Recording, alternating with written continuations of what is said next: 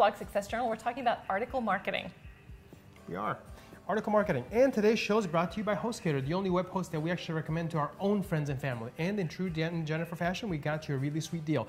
Go to blogsuccessjournal.com/HostGator and start your blog today for just $1. That's a really great deal. Take advantage of it while it's still available.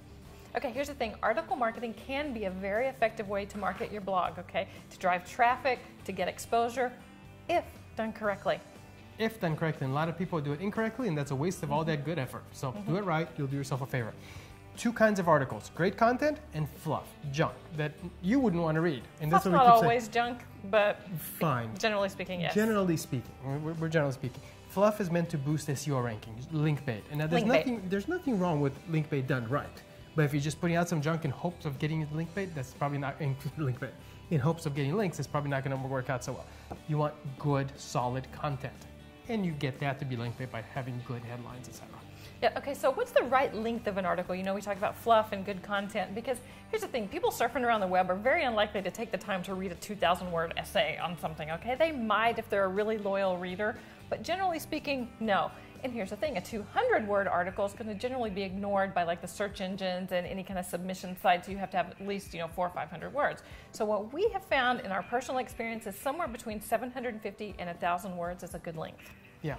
Now, linking within your articles, we're talking about you have these articles, you submit it to article sites, and you want to get link backs back to your site, right? Very important. So you submit links from words in the articles from keywords in the article back to your site, or from the little author box at the bottom back to your site. Now, every submission site that you submit articles to has different requirements. Some will let you link from the article itself, many will not. Many will only let you link from the bio box, but you want to find some that let you link from the article itself as well. And usually they allow 1 to 3 total. So, but again, you want to find different ones, and you always, it's like everything else. Follow the rules, guys, okay? Don't try to cheat it. Exactly. Follow the rules, and you want to be submitting to more than just one site. That's also very important. Now, here's the thing, too. Your articles need to be good quality content, okay? You want to offer useful advice, good, strong takeaways. Just don't say, the sky is blue, okay? That's obvious. Or don't touch a hot stove. That's obvious, okay? But, all these interesting things, like yesterday I looked up how to fix a water hose or how to repair, a water hose.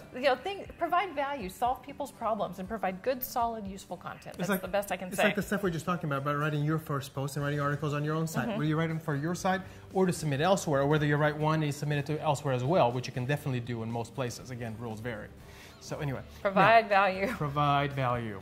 Anyway, now, as far as submitting to multiple sites, should you or should you not pay for submission services? That's a very interesting point, because submitting content to article sites is free for most of them because they want your content. They're in business to provide articles and to show ads next to them. Basically article directories, most of them. Yes, they're article directories, most of them.